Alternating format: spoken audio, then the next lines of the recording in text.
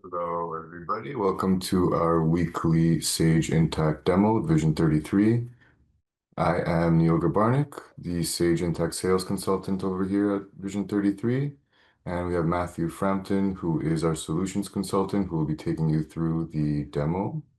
A quick overview for today, about 5 minutes from me and 40 minutes from Matthew, and then some time for your questions. Before we move to the demo, just a little information about Vision 33. Selecting the right software is important, but the right partner is the real difference maker for your business. A few things Vision 33 brings to the table. We are a Platinum Sage partner with extensive support and industry experience. We have many long-time customers who rely on our partnership to support their business, and we're a leader in the Sage community. Implementation is just the beginning of your journey. Vision 33 is here for long-term support and customer care. Ultimately, it is our consistency, reliability, and focus on excellent customer experiences and leveraging our knowledge to help you transform accounting frustrations into success and strategic growth.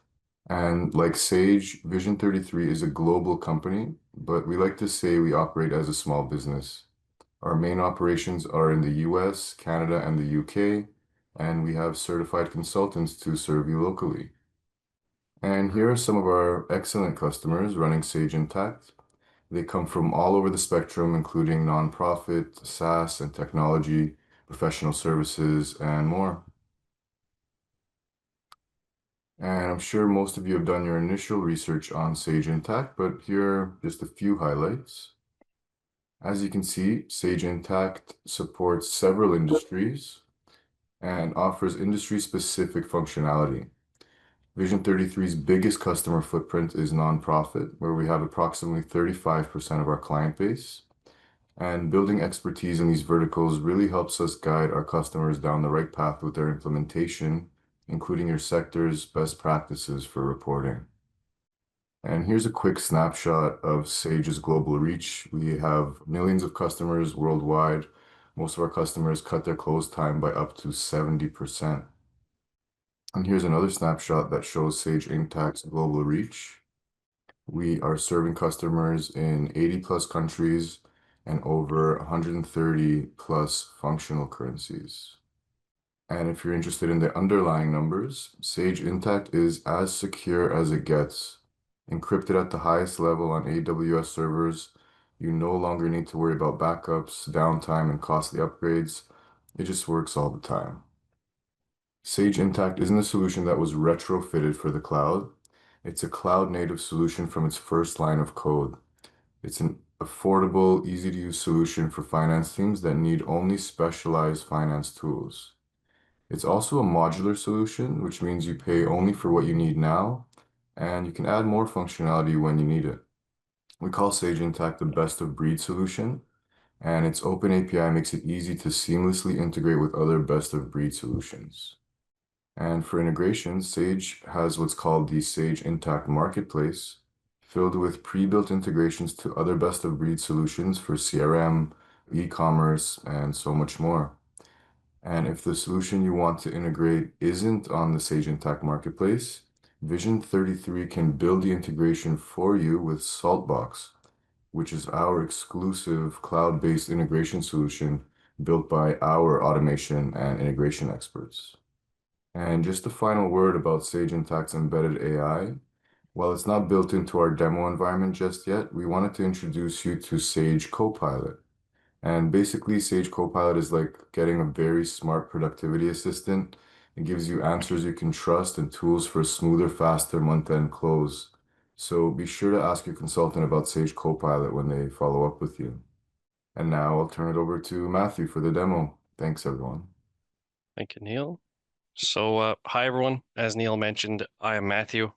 I'm going to run us through our quick Intacct demo today. Intacct is a native cloud solution. It is 100% browser-based, so that means you can access it anywhere, anytime from any device. And of course, that means you will not need any on-prem servers or have to deal with the server maintenance, server security, and the costs associated with those items.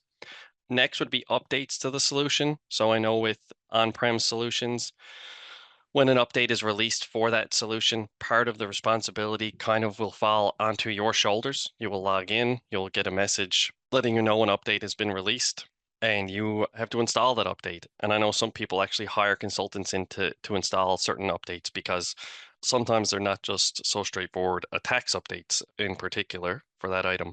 With Intact, that will go away. Intact updates automatically. Major updates will happen 4 times per year, so once a quarter, and there's nothing you have to do. You log out one day, and when you log in the next, it is in your system.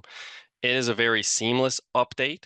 It doesn't make the solution slow. It won't make the solution unavailable. It won't break any third-party integrations you may have.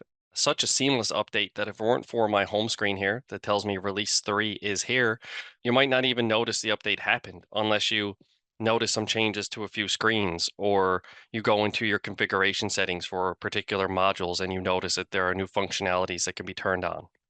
So those are the major updates. More minor updates, I shouldn't say minor. A tax update is not a minor update, but it's not like a major full-blown system update, such as like recently in April of 2025, the HST rate for Nova Scotia changed from 15% to 14%. That was put into the system about a month before that change actually occurred, but there was an effective date on it to become effective on April 1. So it was done well ahead of time, so you could see it was done and you had the sense of security of knowing that on April 1, when the tax rate changed, your system would record the proper taxes. So the solution is always being updated, upgraded, and improved on. Now, if you are curious on everything that changes with the release, we can click read the release notes. That will bring you into a nice full table of contents. It is organized by region to start. So like if I'm in Canada, so if I click on Canada, it will isolate the things that are particular or available to Canadian clients. And there are some nice videos that are normally available here. I've seen this update have the video a couple of times and then I can't find it. Other times it's usually just right here, but there are short videos about some functionalities. But my preference anyhow is to drill into the reading material, which is normally available under the financials tab, and just go through each module and pick out the functionalities that interest me the most, or I think that can benefit my ongoing projects or my past projects the most, because we do like to keep note of functionalities clients have asked for. And if we notice that functionality is released, we will always reach back and let them know and ask them if they want to learn how to use it. But as you can tell, probably from the list here, they're not small updates, right? In the most recent release, we've seen changes in AP, AR, cash management, consolidations, contracts, dashboards, employee expenses, fixed assets, GL, and so on. So they're usually pretty broad updates that come with some really good functionality. You will also have access to the release calendar. This will tell you when the releases will occur throughout the year, so you can, put a reminder in your calendar ahead of these dates to come have a look at the release notes. Because I would say by Friday of this week, probably, because these updates generally happen on a Friday so that they have the weekend to just like roll them out a little bit slower. By Friday coming, my screen here that says release 3 is here will most likely read 2025 release 4 is upcoming. And there will be a package that you can come drill into and learn about release 4 ahead of time. And with that will also come the release calendar for 2026. So whenever that note happens, when I click on the release calendar, then it will show me the release dates for 2026. And these dates are in stone. I've not seen Sage ever miss these dates. They are very hard targets for Sage. So with that all out of the way, let's look at some actual functionality. So Intact does a lot of things really, really well. You have your base modules that come out of the box for every client, such as accounts payable, accounts receivable, basic budgeting, cash management, company, dashboards, general ledger, and taxes if you are in Canada, the UK, South Africa, Australia. Those are the tax solutions that are available here. And of course, reports. But then it has some additional modules that if you require them, you can just build them on, and you can build them on at any point in time. So if you need the fixed asset management module because you have a healthy fixed asset listing, you can purchase that module. If you don't require the fixed asset module, you don't need to buy it and you don't have to pay for it. It is a modular based system, not a full suite. So you pay for what you are going to use. So it does a lot of your general accounting functionalities that everybody needs really, really well. And then it has the additional modules you can build on. But where it really outshines competition, in my opinion, is the financial reporting capabilities, not just the financial reports that you can build. It's the ease of building those reports. It's the ease of manipulating those reports or filtering those reports so that you're able to isolate data that is important to you to drive the decision-making process within your organization. The backbone of what makes all of that so easy in Intacct comes from what Intacct calls dimensions. Now, sometimes it's hard to get anyone that's not used to dimensions to kind of conceptualize dimensions. So I have a number of different ways I try to put this idea home. The first I'll just say is if you ever find yourself saying the sentences, I need to be able to look at my revenue by X. I need to be able to look at my expenses by X or Y or Z, or I need to look at my net income by something. Whatever that something is, whatever that variable is, that will turn into a dimension in your system. And that is because when you're tagging transactions at every single line level, you tag a combination of a GL account plus any number of dimensions that you require.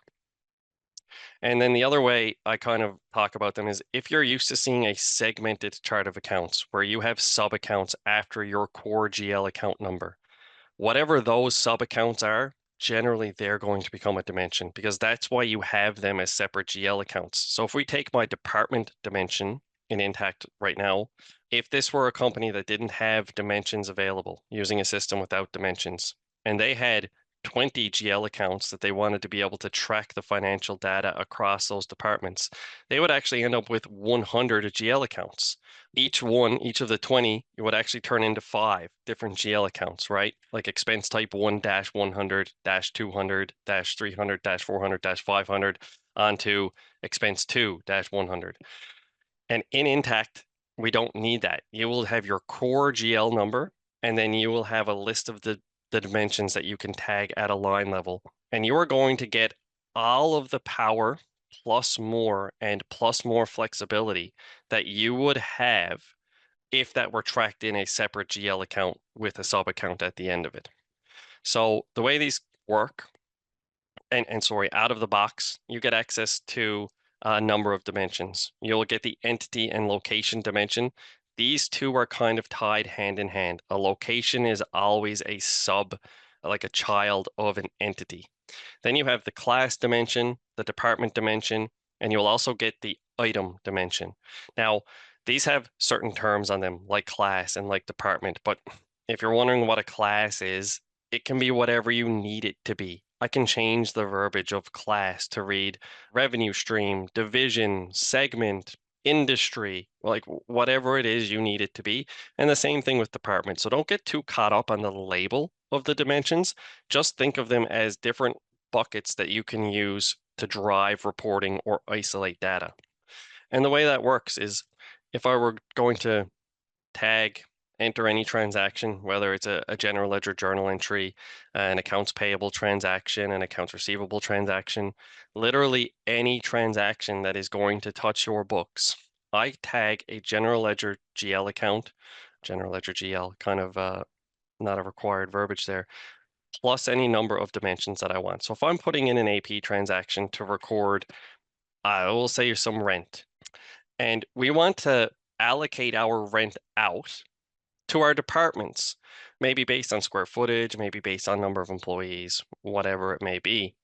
In an environment that doesn't have dimensions, again, you would have 5 different GL accounts here, right? 6300-100-200-300. But in Intacct, we don't have that. We just have the one GL account. And then I put in the amount that is relevant to each department that we want to allocate this out for. And I would just tag the appropriate dimension at my line level here. And then that gives me all of the different flexibility that you would have if this were a separate GL account.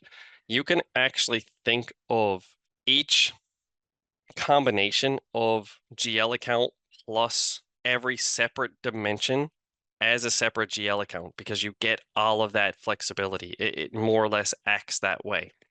And I could tag, excuse me, any number of dimensions here. I could also tag projects at the line level.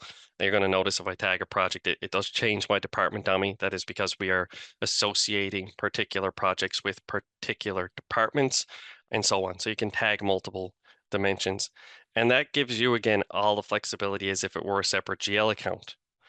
So for example, if these were separate GL accounts with sub accounts, and you wanted to run a general ledger detail report on a particular department, you would have to come in to run your GL detail report, and you would have to find a way to pick every single GL account that has a common sub account of, say, dash 100 or dash 200.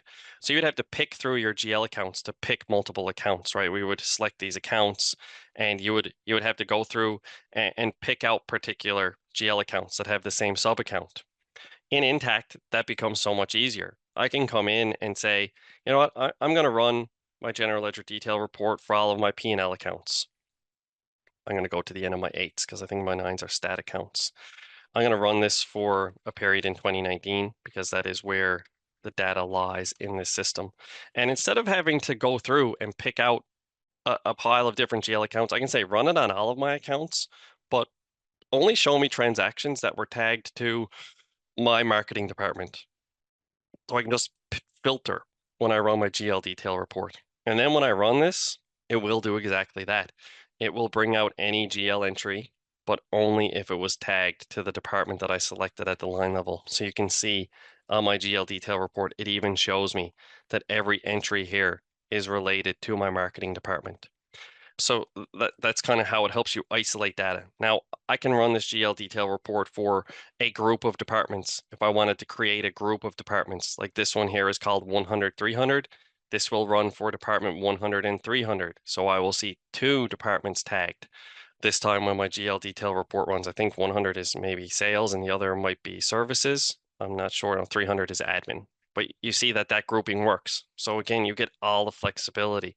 Now I could also say, you know what, I want to run this GL detail report for my services department, but also I'm only interested if it's for a particular project or a particular item or even a particular customer or vendor. So you can really, really filter your reporting to isolate the data that you need. And you get that same type of flexibility with financial reporting, not just modular reporting like a general ledger detail report. So for example, if I come into my financial reports and I look up a profit and loss, I'm going to show you first just a very basic profit and loss. This is just one that I built out. I didn't build the structure. I just built the columns. Just used the out-of-the-box reporting for some demos. But here we have a fairly basic P&L. We have our current month. I did run it for the month of December 31st or December 2019. I am showing my prior month. I'm then showing a variance month over month.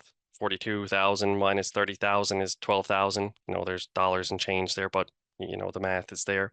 And then I have a P&L here for my entire year. So maybe after looking at this, you say, okay, that's wonderful.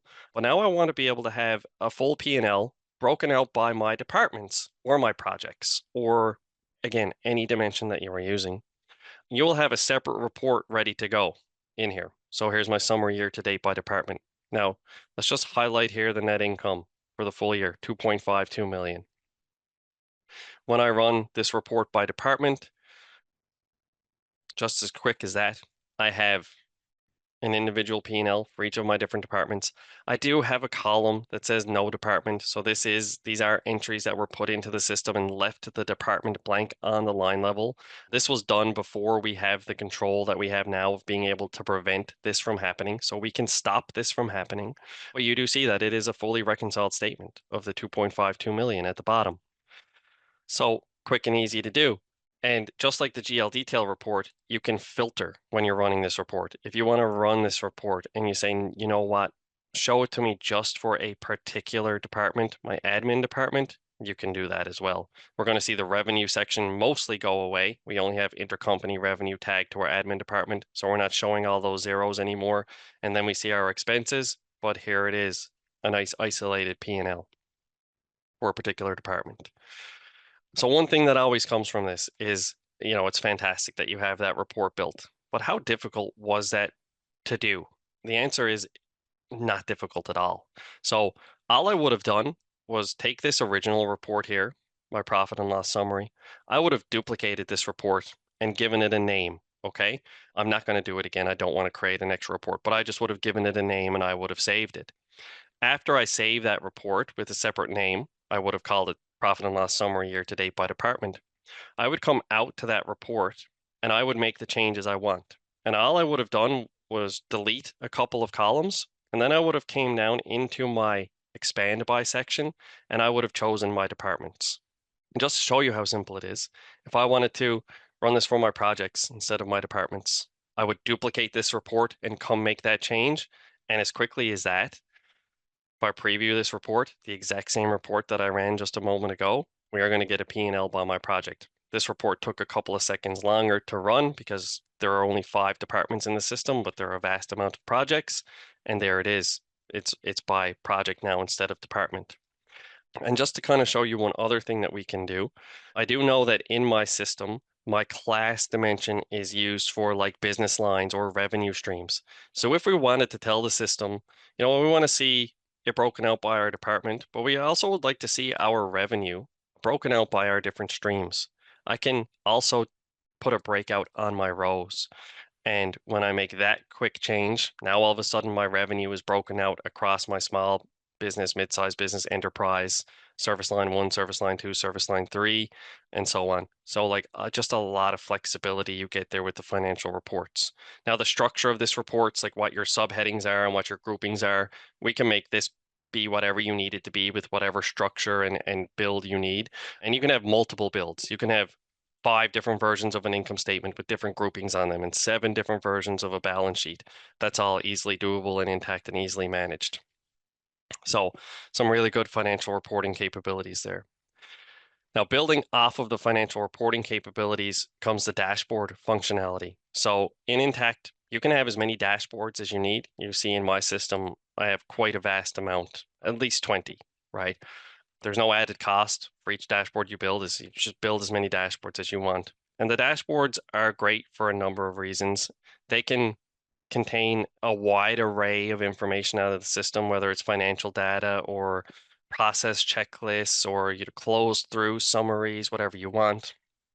They are all filterable by the dimensions, just like we saw with the GL detail report and the financial reporting. And they're just really good for quick view, not only quick view, but quick view of information. So this dashboard here, we see a line graph, which is just a P&L. The top line is our revenue, the bottom line is our expenses, and the middle line is our net income. Down below that, we have some performance indicators, we call them. Our services revenue being compared against budget, our total revenue versus prior month. We're showing percentage changes here. We've then got a horizontally stacked bar graph, a vertically stacked bar graph. We have a pie graph. We then have more report cards or performance indicators. We call them report cards sometimes. These are being compared against different, this one's versus 3 months prior, right? You get to choose the comparative time frame and you get to choose whether it shows in dollar difference or percentage difference. And more graphs, more performance indicators, more graphs, just to highlight the amount of different things you can put here. Now, these graphs and these widgets, they're great for a number of reasons. The least important would be they're a little bit interactive. I can click on my key to isolate parts of my data if I want to. I don't see this functionality used a whole lot, but it's just nice to know you can do. Next is, if you want to see the financial data behind any graph, you can click on Show Data in the bottom right corner on any graph, and that will pop open the data table for you. So that's pretty good to be able to get to nice and quick. But the best part about the graphs is they are derived from financial reports. So if I hover over a part of my graph, such as my revenue here for September of 2019, I can see it's 1.3 million. If I want to see those details, I click on the 1.3. That pops open the revenue section of my P&L. It gets reconciles to the 1.3 million. From here, I can continue to drill back. I forgot to mention that when I showed the reports that they are fully drillable. You can drill back right to a GL detail report and then right back to a source transaction. And they're not going to take me away from my dashboard. They pop open in new windows. If I click on the expense portion or an expense line, it's going to open up the expenses portion of my P&L. And of course, if I click on a net income dot, it's going to open up my full P&L. And this works for any of these graphs that we see here. So if I click on a part of a graph, it zones in on that piece of data for me very quickly and very easily. So really great stuff there with the dashboards. Now that's a financial dashboard. We do have people that use dashboards for other purposes, such as perhaps a month-end close. And what we'll see on a month-end close dashboard is going to be a checklist of month-end activities. So you create this checklist, you assign each assignment out to a particular user in your system. That user can come in and update this checklist so you don't have to go to Nikki's office or call Ryan or write Emma an email. They should be updating this checklist and you should be able to get your updates just by viewing the checklist. Gives us a close through summary, shows us where we've closed our months through. You're going to notice some sporadic months here, just a demo environment, just me pushing buttons, so don't put too much weight into this, please. But would certainly be a red flag if we were in a live company. We then have some quick links into some month-end activities, such as doing a bank rec, closing our subledgers, and closing our GL. As quick links into some standard month-end reports, like our trial balance, our GL detail, our vendor aging and customer aging reports, and some more. And then we have some approvals that need to be processed because transactions in Intacct, if they're submitted for approval, they don't post until they're approved. So we can't close the month of April 2025 until these transactions are approved, because once they get approved, if the month is closed, they'll try to post and they'll say, well, your period's closed now. So they just wouldn't work. So just a nice kind of like reminder list here to get some things through the bottleneck. So a really good dashboard functionality. Next, Intacct is really, really good for companies that have multiple companies under their corporate umbrella, whether those companies are operating in different currencies or not. Intacct handles both wonderfully. So the really convenient thing about its multi-entity management is, I've worked in this situation before, working for a group of retirement homes, where if I was doing work in one company and I wanted to do work in another of the companies, I would have to log out of one company, log into another. Sure, it took me like a minute, maybe. But it was always just one of those things that was just an annoyance in your day. Like, you don't want to have to log out and log back in 50 times. It's just nice to be in one system. So in Intacct, you get that convenience. In this environment I'm in right now, I actually have 7 or 8 different operating companies. These ones are operating in different currencies. The US operates in US dollars, Canada in Canadian dollars, UK in GBP, Australia in Australian dollars, and South Africa in the South African rand. But if I want to work across these companies, I just click the company I want to work in, and that's going to open up that company in a separate tab for me. And it gets even a little bit more convenient. Like if you accidentally navigate to putting in an AP transaction and all of a sudden you notice, oh, I'm in USA Company 1. I meant to be in USA Company 2. You can click this drop down. You can click on USA Company 2. That opens up USA Company 2 in a separate tab. But not only does it do that, it actually brings you directly to the screen that you were already on. So this is going to bring me in to the AP entry transaction screen just with a click, right? No logging out, no logging back in. Really, really convenient navigation.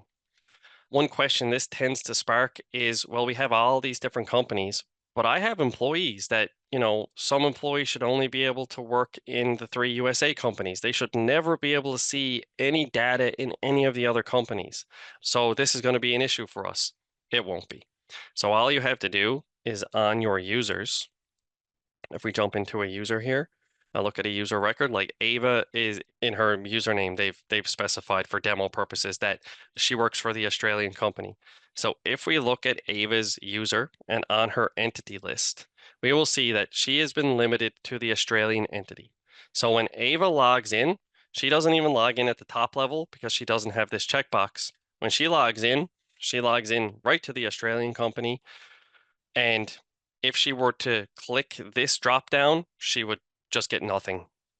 There'd be no other company here for her to see, for her to be able to do anything. So it's very easy to still get the security you need across your employees and your users using this type of structure. So really, really great stuff for multi-entity management. That's just one part of it. The other parts of it are, if you are in this type of structure, and I've got this built out a little bit crazy over the past 3 or 4 years, adding some sublocations. If you remember my dimensions earlier when I said locations are different, the green row here, these are entities, and the blue Rows, these are locations. So locations always have a one-to-one relationship with a particular entity. So if I go in the Canada company, I can use any of my departments, just like I can in the USA company. I can see any of these 5 departments because they're shared across the company.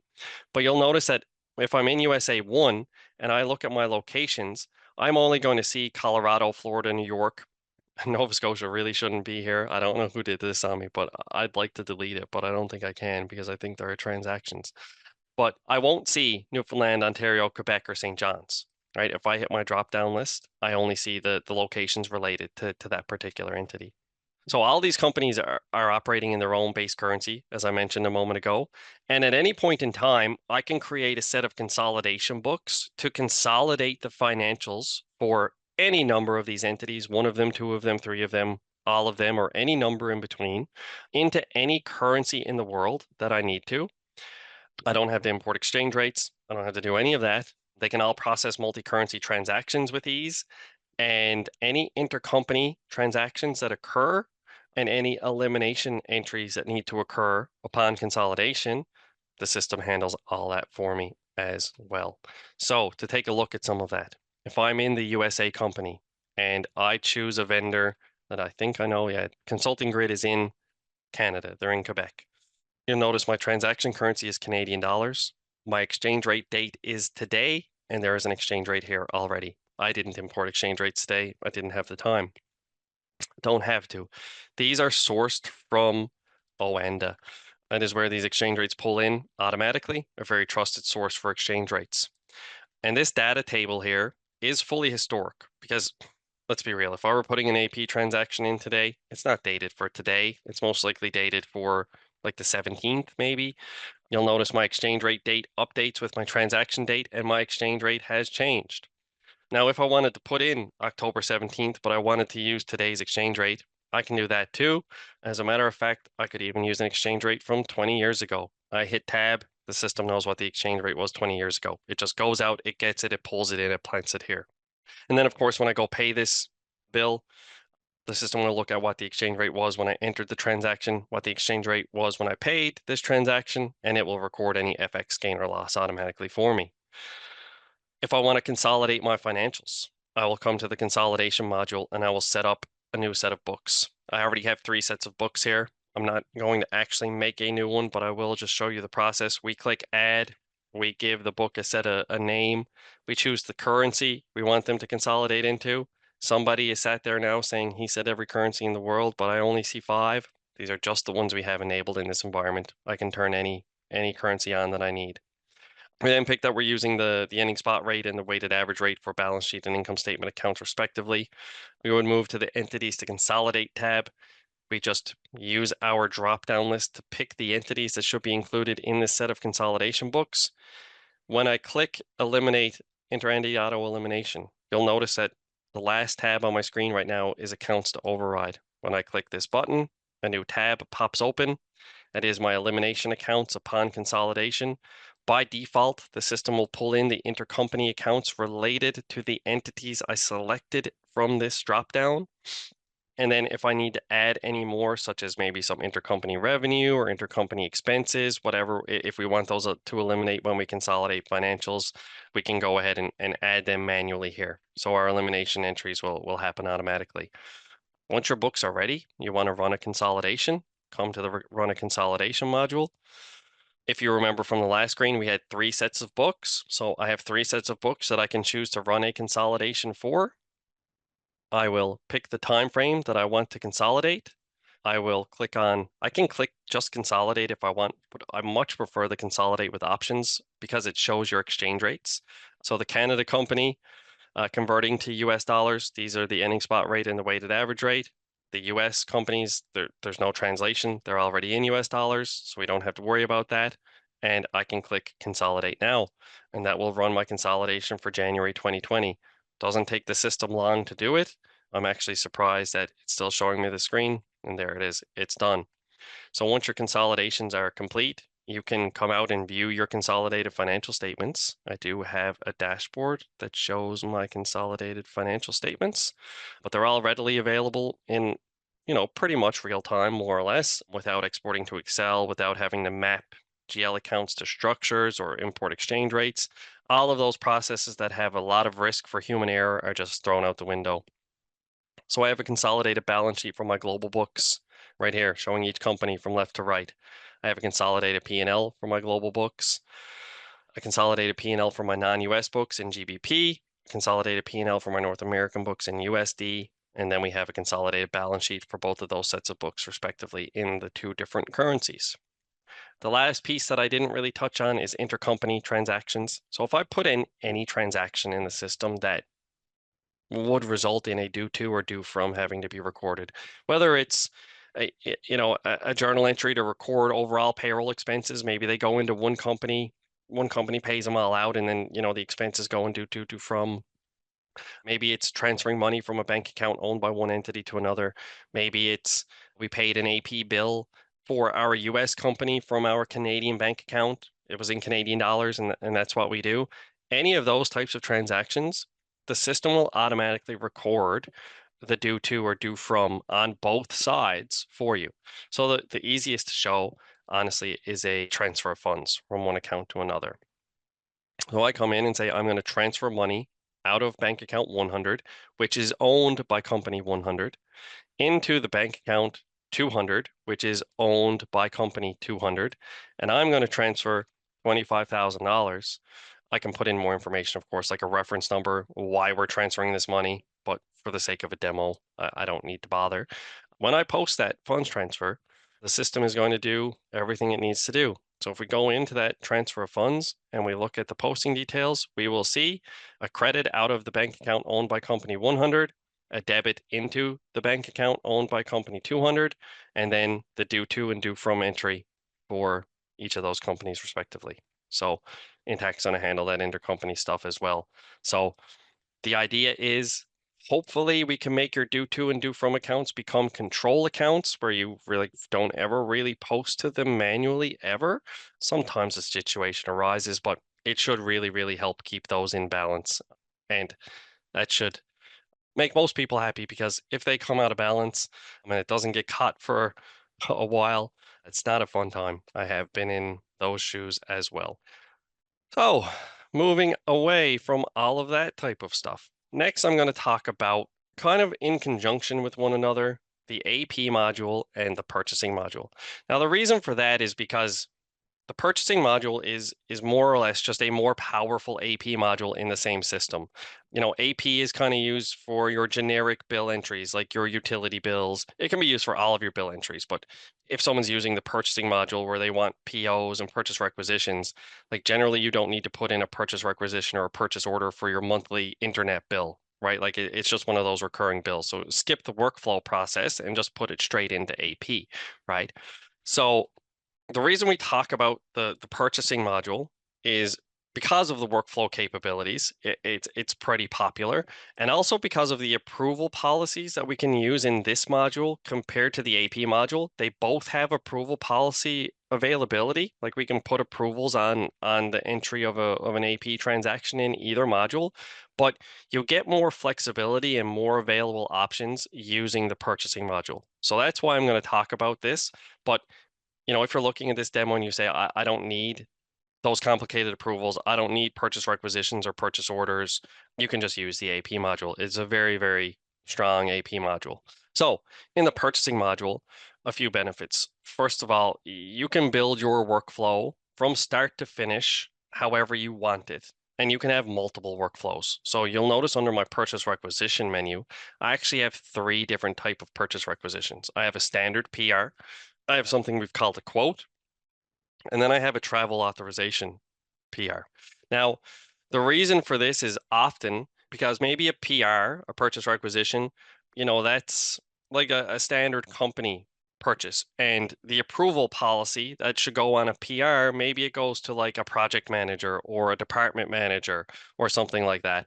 But the travel authorizations, they're going to go to the employee's manager who enters it, or who is requesting to travel. So like a variance, a change, a difference in the approval policies on a document that's in the same stage of a workflow. That would be like a use case for having multiple different versions, because that is exactly what you can do.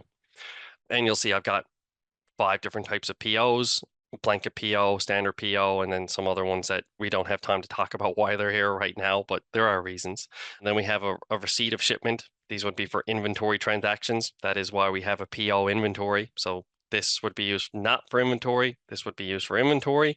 That would be because my PO for inventory has a setting in the background to assign an item as having a quantity on order after we order it. And we don't want to do that on a standard PO because it's for non-inventory items. And then we have our vendor invoice. Now, using this workflow, you get the flexibility of different approval policies available. You get the option to enforce this workflow. So you'll notice in my system right now, if I look at my purchasing module and I look at my, oh, I don't have it turned on here anymore, do I? Well, I'm going to turn it on very quickly. If you want to tell the system, like, hey, we're not going to let anybody create a standard PO unless a purchase requisition has been entered first. So you'll notice right now there's a plus button next to my standard PO. That means I can just straight add a PO without having a purchase requisition first. But if we want to enforce your workflow, I can come in to here into the PO transaction and I can say it can be created from a purchase requisition. And then I can come up to my security tab and I can say the create policy is not new document or convert. It is convert only. And what that means is it has to be converted from a document we listed on the prior screen. So if I come back into my entity now and I refresh my screen, this is how quickly settings and things post, by the way, in Intacct transactions setting changes. If I look now at my purchase order, I no longer have a plus button here. I cannot just add a PO without having a purchase requisition first. So that is a way we can control your workflow. Now, with these workflows, you are going to get like a full audit trail, your 3-way match or 4-way match, whatever you need. Like if I look at a PO here, I can see that this PO started as a purchase requisition. I'm looking at PO 0102, right? So my purchase requisition 009 converted into my PO 0102. And I can even see from the screen that this PO has gone past the PO stage. It's now actually a vendor invoice. So it's moved completely along my workflow. So you get that nice audit trail, your 3-way, 4-way match, whatever it is. You're also going to get a really strong audit trail on approvals in the system. So we see here that I have two documents that are submitted for approval. So whether a document is still submitted or whether it's converted, you still get the audit trail of the approvals that it followed. The submitted one is nice to show because you can come in and I must have my approval policies turned off here. Somebody's playing with my demo environments. I'm going to have to give somebody some grief, I think. So now if I click on a document that is submitted, I'm going to see an approval history button now because I turned the approvals back on. If I click on the approval history, I can see that this is first going to the transaction project manager, which in this case happens to be Emma of Project 1000. And after that, it's going to go through a value approval. So based off the total value of the PO, it has to go to a certain level of approver. In this case, it is just a level 1 approver. It must be a low dollar PO. It is, right? Just 1099. So you get that workflow. Now these approvals, they can be layered much more than just a 1-step. Like you see, this one is actually a 4-step. First, it's going to the project manager, then it's going to the department manager, then it's going to the location manager, and then it's going through a value approval, a progressive value approval. So kind of what does all this mean, right? So the way the manager approvals, the way they work is when you're entering a transaction, whether it's a requisition, a PO based off the approval policy that's on it, you see when we're tagging certain dimensions, the department dimension, the location dimension, and the project dimension.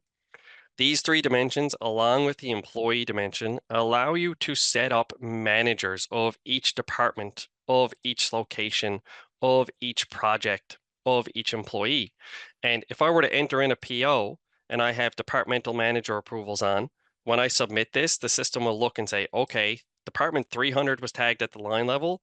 Nikki is the manager of department 300. So this needs to go to Nikki for approval. After it goes to Nikki, the next stage they put in was the location manager. The manager of the Florida location right now is nobody, so it would actually error out on me, but I think you're getting the idea of how it will work. And the options that you get are those managerial approvals, or you can route them to particular specific people, or you can set up a value approval. So I'm going to go into the config screen just to kind of show you here. If I go to, say, my purchase order, and we look at the approval policy on here, right now it's saying it's just going to a particular user.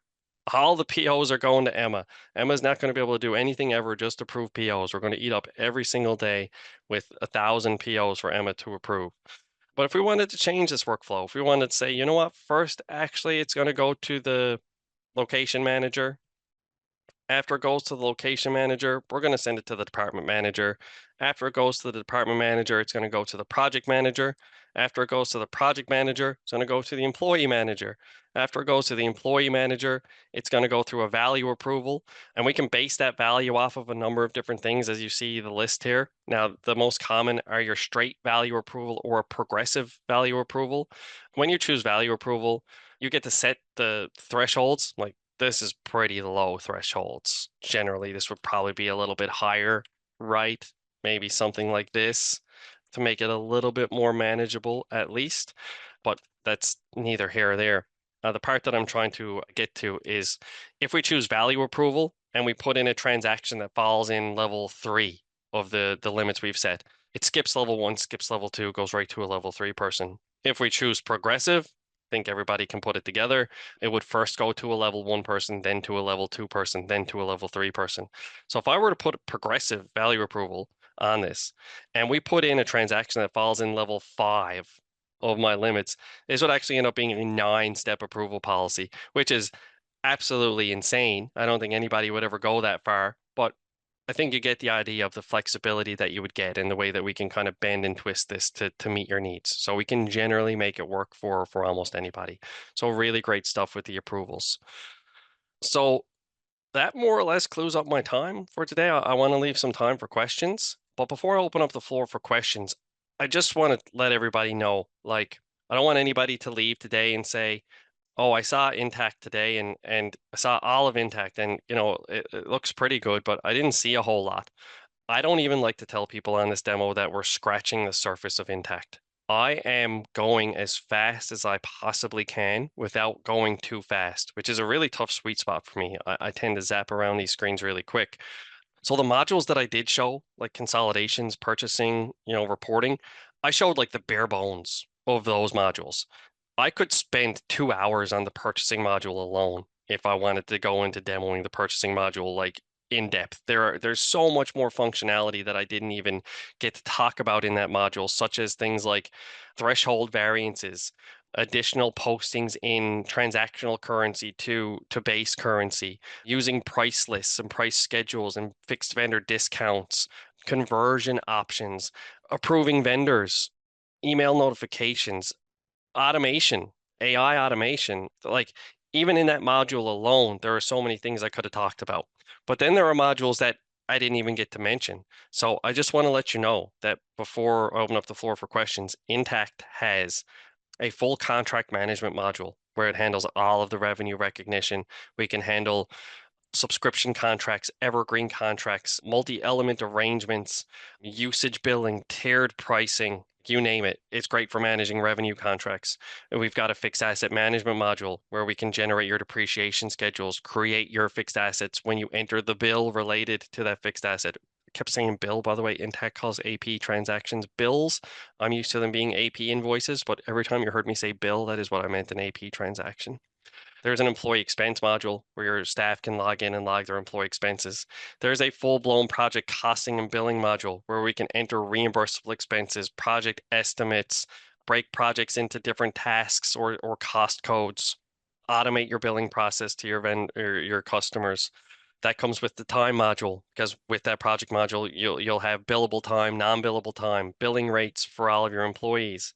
There's an inventory control module where we can handle warehouse transfers, warehousing, aisles, rows, bins, serial code scanning, lot tracking, expiry date tracking, inventory revaluations, inventory cycles. If you're not doing manufacturing, a pretty strong inventory module here.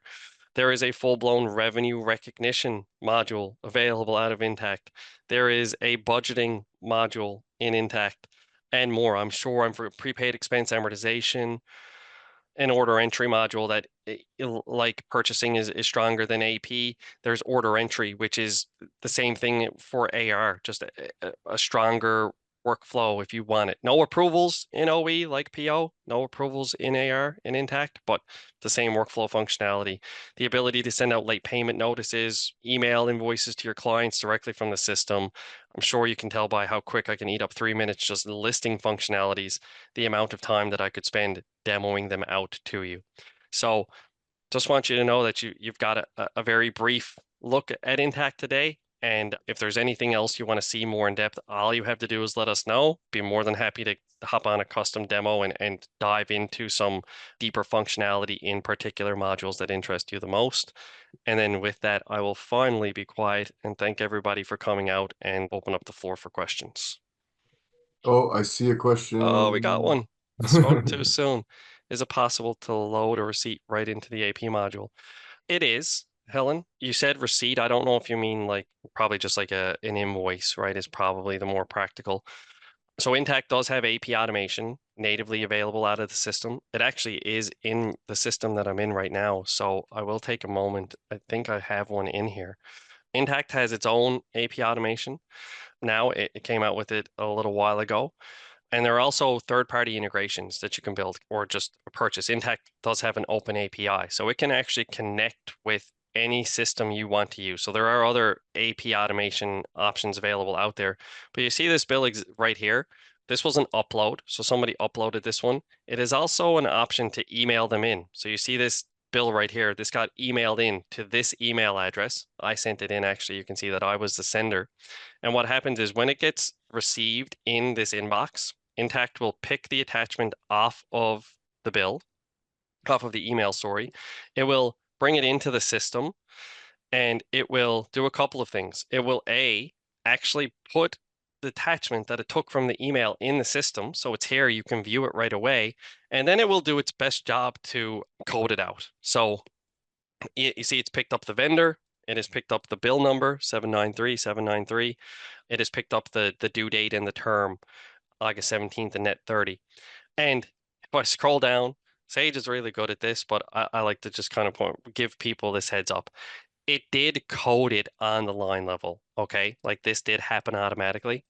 But the reason that happened is because the sample that Sage built, they made the description of the invoice be an absolute perfect match to the name of the GL account. And I'm sure I don't have to tell you how probable it is that when you get an invoice from anybody, the description on their invoice is going to perfectly match the GL account name that you have in your system. So that's why this one matches. Now, it's a little cheeky, but it's not really because there is AI built into this functionality. So, like, while this probably wouldn't happen for you the first 10 or 15 times you got a bill from ADP or somebody else, after a while, the system will learn. It'll say, okay, every time we import a bill from ADP, a user comes into the system and they choose GL account 60400 or 61525, right? It'll see that pattern. Every time we get a bill from this vendor, the user comes in and it changes the GL account to this. So as it gets a big enough sample size, then it will start to do it for you, right? So it takes a little bit of learning to get this functionality like kind of zoned in a little, but over time it learns and it becomes much stronger. So yeah, it absolutely is an option. And it's also an option in the purchasing module, by the way. Like if you issue a PO out to somebody and they send you an invoice and on that invoice that they send to you, they list the PO number that you provided to them. Intact will put that into the purchasing module and it will mark that PO as converted. Like it will link the invoice to the original PO. So it is fairly strong functionality. You know, it just takes some time for each individual client to let it build up to the knowledge to become as efficient as it can be. So I really appreciate everybody's time. I know you're all busy, so giving me an hour of your time, much appreciated. Anything else comes up, we're happy to help. And I hope you all have a wonderful week. Thanks, Matthew. Thanks, everybody. See everybody. Bye now.